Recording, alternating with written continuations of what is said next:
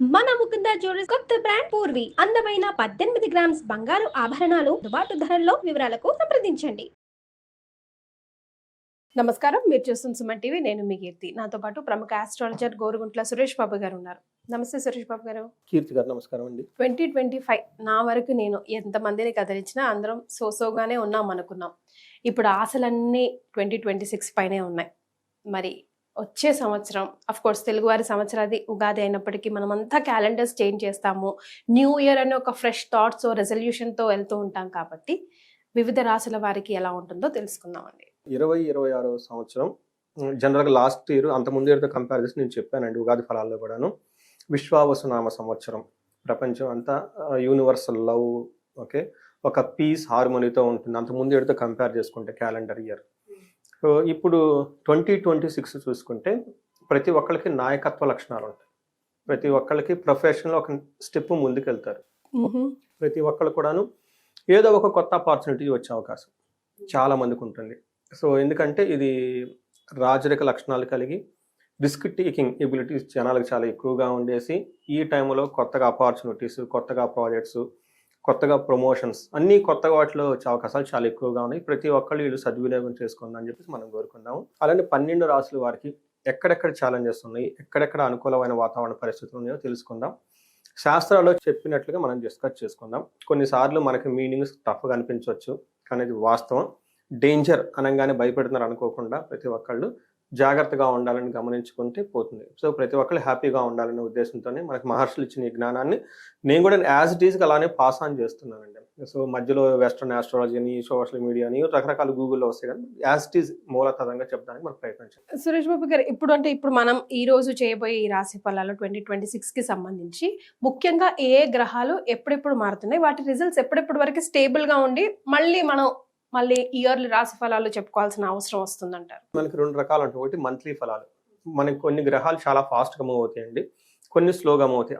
ఎన్ని స్లోగా మూవ్ అయ్యే గ్రహాలన్నీ ఇయర్లీ ఫలితాలు చెప్పుకుంటారు. శని 2.5 సంవత్సరానికి మూవ్ అవుతాడు, గురువు సంవత్సరానికి మూవ్ అవుతారు, రాహుకేతులు 1.5 ఇయర్కి మారుతూ ఉంటారు. అంటే ఇవి మారినప్పుడు చాలా ఎక్కువగా లాంగ్ రన్ ఇంపాక్ట్ ఉంటుంది. కాబట్టి వర్ష ఫలములు లేదా ఇయర్లీ రాశి ఫలాలు, లేదంటే మనకి ఇందులో ఉగాది రాశి ఫలాల్లో వాటి గురించి చెప్పుకుంటాం.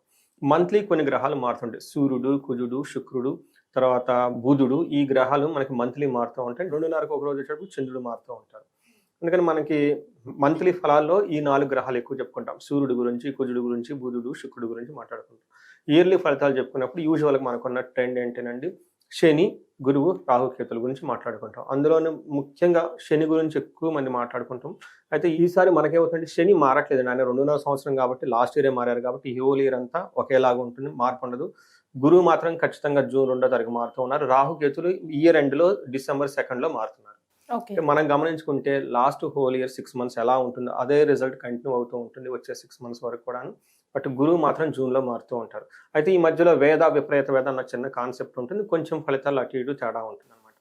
బట్ ఓవరాల్గా కనుక చూసుకుంటే ఈ ఇయర్ ప్రతి ఒక్కరికి నాయకత్వ లక్షణాలు, కొత్త కొత్త ఆపర్చునిటీస్, ప్రొఫెషన్లో ముందుకు చాలా దూసుకొని వెళ్ళిపోయే తత్వం ప్రతి ఒక్కళ్ళలో కనిపిస్తుంది. మరి సురేష్ బాబు గారు, కన్యా రాశి వారికి 2026 ఎలా ఉంటుందో తెలుసు. సో బాగున్న రాశుల్లో నేను 2025లో చెప్పాను. ఇప్పుడు 2026లో బాగున్న రాశుల్లో ఒక రాశి కన్యా రాశి. సూపర్. అయితే లాస్ట్ ఇయర్ కొంచెం గ్రహణాలు అయ్యి ఎఫెక్ట్ పడి వీళ్ళు కొంచెం అప్స్ అండ్ డౌన్స్ ఎక్కువైపోయినాయి. అయితే ఈ సంవత్సరం అలా ఏమి ఉండదండి, బాగుంటుంది. ఓవరాల్గా బాగున్న రాశుల్లో టాప్ 3లో ఒక రాశి. ఓకే, అంటే బాగుంది కాబట్టి మనం పెద్దగా చెప్పనవసరం లేదు. బాగా లేకపోతే ఎక్కువ ఆటోమేటిక్గా వాళ్ళని కన్విన్స్ చేయాలి కాబట్టి ఎక్కువ మాట్లాడతాం అనమాట. బాగుంది కాబట్టి ఇంకేం బాగుంది, గో హెడ్ అని చెప్తాం అనమాట. ఎలా బాగుంది అనేది గురించి అడిగితే కొంచెం ఛాలెంజెస్ కూడా ఉన్నాయి, చెప్పే ప్రయత్నం చేద్దాం. అసలు ఏ నక్షత్రాలు, ఏ లెటర్స్ వస్తాయి?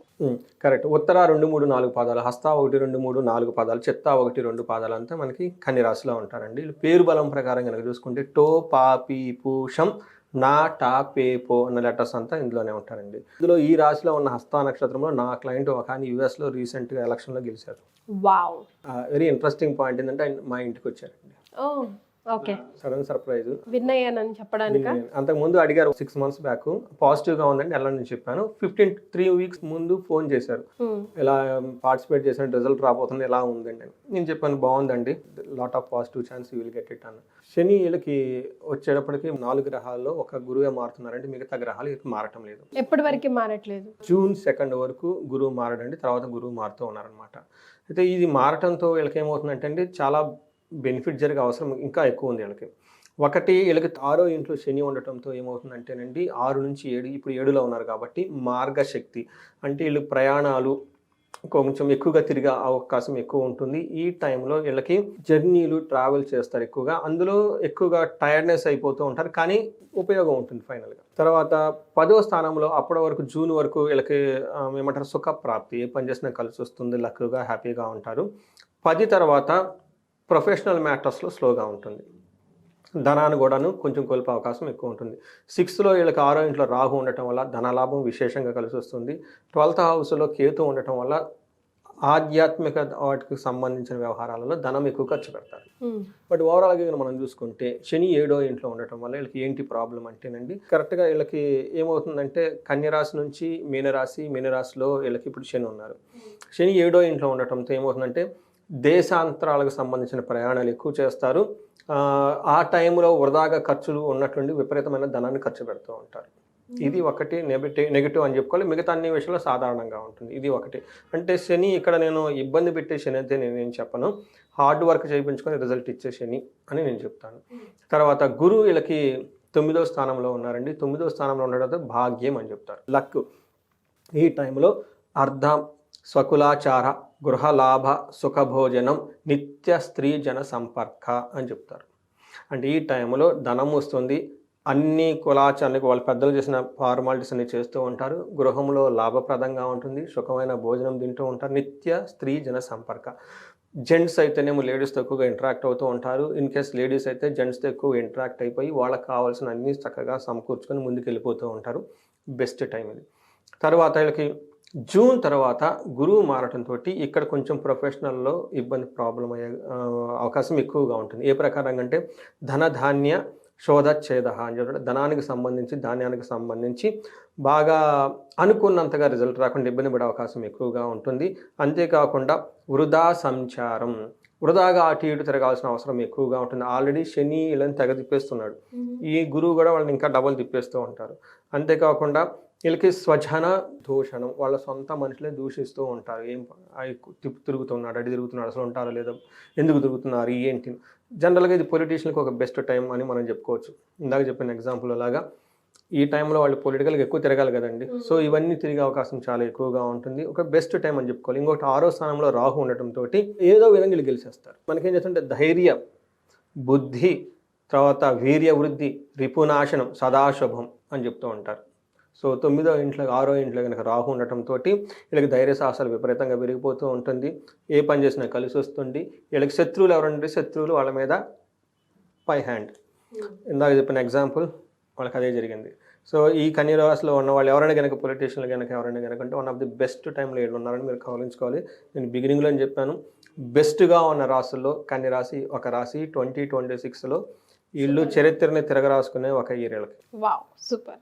సో మరి నక్షత్రాల ప్రకారం ఎంతవరకు సపోర్ట్ చేస్తున్నాయి? నక్షత్రం ప్రకారం అప్స్ అండ్ డౌన్స్ ఎక్కువ ఉన్నాయండి.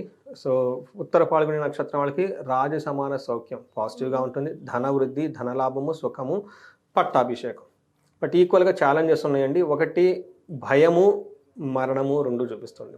పవర్ ఉన్న చోట ఇట్ ఆబ్వియస్ కదండి, సంథింగ్ ఏదో వాళ్ళకి రావాల్సింది రాకపోవటం, సమ్ ఎక్స్పెక్టేషన్స్ ఏదో ఉంటుంది కదా, సంథింగ్ అనేది స్టాప్ అవుతూ ఉంటుంది. అలానే భయపడుతూ ఉండే పరిస్థితి కూడా వీళ్ళకి ఎక్కువ ఉంటుంది. నెక్స్ట్ హస్త నక్షత్రం వాళ్ళకి రాజ సమాన సౌఖ్యము, సంపదలు, ధనలాభము, ధనాభివృద్ధి, పట్టాభిషేకం. ఇందాక చెప్పినాన్ని ఖచ్చితంగా కొట్టేస్తాడండి. అయితే ఒకటే ఒక ప్రాబ్లం, మరణము తర్వాత భయం రెండు కూడా చూపిస్తూ ఉంటుంది. నెక్స్ట్ చిత్తా నక్షత్రం వాళ్ళకి సంపదలు, ధనలాభము, సుఖము, హెల్తీగా ఉంటారు. కానీ ఒకటి మాత్రం మరణం, అంటే అప్పటిదాకా వాళ్ళు అనుకున్నది ఏదో సంథింగ్ అనేది బ్రేక్ అయ్యి ముందుకు వెళ్ళిపోని పరిస్థితి వచ్చే అవకాశం ఎక్కువగా ఉంటుంది. సో ఇది మనం కన్యరాశి గురించి చాలా సింపుల్గా స్ట్రైట్ ఫార్వర్డ్గా విత్ రియల్ టైం ఎగ్జాంపుల్ చెప్పుకున్నాం. సో ఈ రాశి వాళ్ళందరూ 10 రెట్లు ముందుకెళ్ళిపోయి జీవితంలో ఉన్నతంగా ఎదిగి ఈ రాశి వాళ్ళు మిగతా రాశుల వాళ్ళకి ఆదర్శంగా ఉండాలని చెప్పేసి మనం కోరుకుందాం. మరి ఎలాంటి రెమెడీస్ వీళ్ళు పాటించాలి? రెమెడీస్ వచ్చేటప్పటికి శనికి సంబంధించిన రెమెడీ ఒకటండి. ఒకసారి శనికి సంపూర్ణ శాంతి పూజలు చేయించుకోవటం, శని తైలాభిషేకం చేయించుకోవటం ఎక్కువ చేస్తూ ఉండాలి. వీళ్ళకి అన్ని గ్రహాలు అనుకూలంగా ఉన్నాయి కాబట్టి ఇక జూన్ తర్వాత ఏదైనా కనుక చేస్తే గురువుకి సంబంధించి ఒకసారి గురువుకి సంపూర్ణ శాంతి పూజలు, గురువులకి ఆశ్రమాలకు ఎక్కువగా విజిట్ చేయటం, మెడిటేషన్ యోగా చేస్తూ ఉండటం, తర్వాత ఆధ్యాత్మికమైన పుస్తకాలు ఎక్కువ చదువుతూ ఉండటం చాలా మంచిది. ఇవి కాకుండా ఎవరైనా కనుక ఈ రాశి వాళ్ళు ఉన్నతమైన పదవులు కనుక ఎక్స్పెక్ట్ చేస్తూ ఉంటే వీళ్ళకి మనకి రాజరాజేశ్వర అమ్మవారికి సంబంధించిన ఉపాసనలు, దీక్షలు ఇవి చేస్తూ ఉంటే చాలా చక్కగా కలిసి వస్తూ ఉంటుంది. వీటితో పాటు మనకి రాజశ్యామల హోమం చేయించుకున్న విపరీతంగా కలిసి వస్తుంది. ఇంకెవరికైనా హెల్త్ విషయాలు ఏమైనా కనుక ప్రాబ్లంగా ఉంటే అమృత మృత్యుంజయ పాశుపత అభిషేకం చేయించుకున్న వీళ్ళకి మధ్యలో ఎక్కడ ఆగిపోయే అవకాశం కూడా ఉంది, మధ్యలో బ్రేక్లు వచ్చే అవకాశం ఉంది కాబట్టి చండీ హోమము, చండీ పారాయణము ఇవి చేయించుకుంటే బాగుంటుంది. సో ఎనీ ప్రాబ్లం వాళ్ళు కనుక ముందుగా సెన్స్ అయ్యి అంతా బాగుంది అంటున్నారు, మరి ఎక్కడో ప్రాబ్లంగా ఉందని అనిపిస్తే ఇమీడియట్గా మనకి కన్సల్టేషన్ తీసుకుంటే సెట్ చేయొచ్చు, అది టైం వేస్ట్ చేసుకోకుండా. ఎందుకంటే ప్రాబ్లం తెలిస్తే సొల్యూషన్ పక్కనే ఉంటుంది కదా, వెరీ క్విక్గా చేయించుకుంటే రిజల్ట్ వస్తుంది కదా. అంటే మరీ బాటమ్ లైన్ ఉంటే మనం కాదు, అంటే ఒక మిడిల్ లెవెల్లో ఉండి ఈ పూజలు అవి చేయించుకోలే కెపాసిటీ ఉన్నప్పుడు చేయించుకుంటే ఏముందంటే అంటే అవార కెరియర్ ముందుకెళ్ళిపోతుంది కదా.